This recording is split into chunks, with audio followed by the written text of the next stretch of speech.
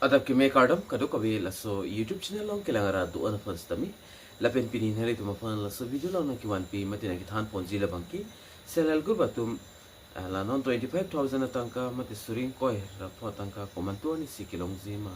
la so putak etiti ni alam nali tum fan laso video long nang than pechini ponik po jok sinali tum laso YouTube channel long nang kaumri milang pulte kechingon penali tum subscribe ikon lapen videos tami nali tum share ponikon tanya non pati ekpen la selal gur batum suring koi rapo tangka komantua ni si kilong zima la so update putak etiti ni alam lang polonang तंजनोन पठेकपेन चेथान पनोना मुख्यमंत्री महिला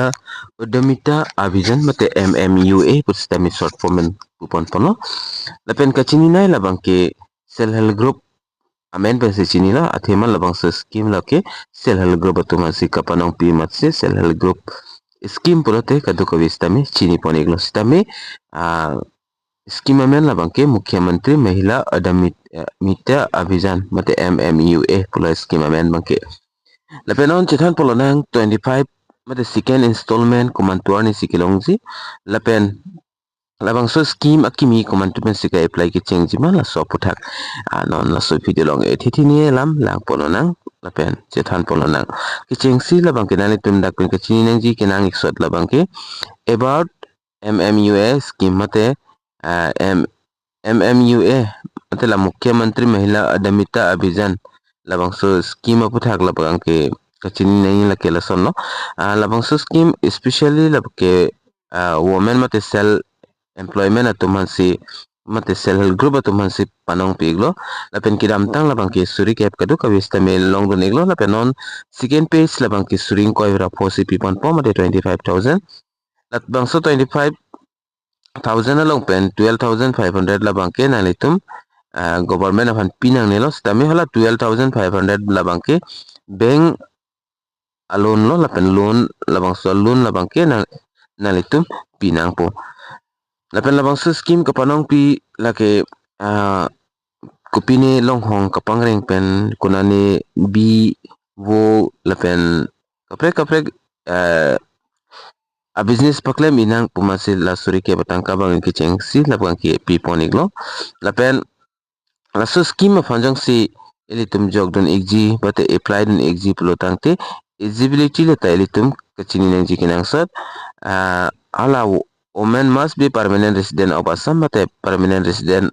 Assam long ke doklung abang fitum nang pola pen arta labang ke tin pena ke ong nang ji family annual income with limit labang ke government arola tenglo lapen women should not be government employee or income taxpayer mate hala ka apply wek ji abang fi labang ke government sakuri avidet nang po lapen income tax payer kalidet nang po lapen bank account nang po lapen self help group dong stami alang litum amen bangke dudu nang po jalala lapen amount details labang ke non kecini pon ating pulo tangte first page labang ke people alo first installment suri kiab labang ke lapen non suri ko rapo labang ke pidapo lasi labang so suri ko rapo arlo 12,500 labang ke government hin penang pi po lapen 12,500 labang ke bank along pensi litum loan enang po lapen la so scheme upon koson si ka apply do nang jila ta nan litum ko chini nang ji kinang sodlo jong si labang so scheme ka apply cheng lo pulo tangte elitum form banging en namig nang po la MMUA from labang ki form kona silong si ma pulo tangte self help group lo secretary president to man arjo harna po kali pulo tangte azabika la ASRLM long ke claim azabika to man stami arjuna po kali pulote gaon panchayat office kali pulote urban local body lahalong nang litum form of thak arjohar nang po pen form nang nang lelo pulote elitum kinang so sot details elitum fill up nang po lapen jog nang po lapen kicheng hod labang so scheme nang kiklang cheng hod bate piklang cheng hod ni list me koson se la so form ko fill up nang jima la so process pa nili kidam tang hosta me than pachini poniglo lapen documents nalitum kipido nang ji labang ke Aadhaar card lapen bank passbook lapen voter ID lahai hoina litum pinam nang po lapen labang so form labang ke nalitum la SSG long group secretary president atum nong jumanang po lang litum puthot azabika tum hans tami ala so form mang pi po lapen hala alang litum mga office along pali pon ikpo Lapen office mate government hin pen verification po verification igdet pen api nang itum labang so application labang ke approve po. Lapen kidam tang hola ke penang an atum stami suri ki ablong dun lapen penan an akam labang ke mate asai labang ke claim atum doi kolom kunani ke dokan pe choi kiro pen chenglok bi wo kapang reng pen horak laso scheme ali kachu endonji pur ka fill up dun ateng si non stami ke claim atum doi golo la si non la second installment la bang ke pida brang po komantu si pg ma la tanani tum ke chini nang jikinang sat nili nali tamanan tan pe chini ponik po lapen la so scheme ke apply den je pan documents copy paste on sinang ji ma buta aadhar card voter id bank passbook first page nang po photo passport size nang ji caste certificate pidunang ko kathek income certificate pidunang ne lapen ssg member of proof pidunang ji member proof la tang te form fill up long si member id la high stami ili tum fill up dunang po lapen important points na ni tum dak pen ka chini nang ji kinang sot lo copy of points ma upload tangte labang so scheme na ki online ili tum apply long le lapen application jong si apply dun ji upload tangte ili tum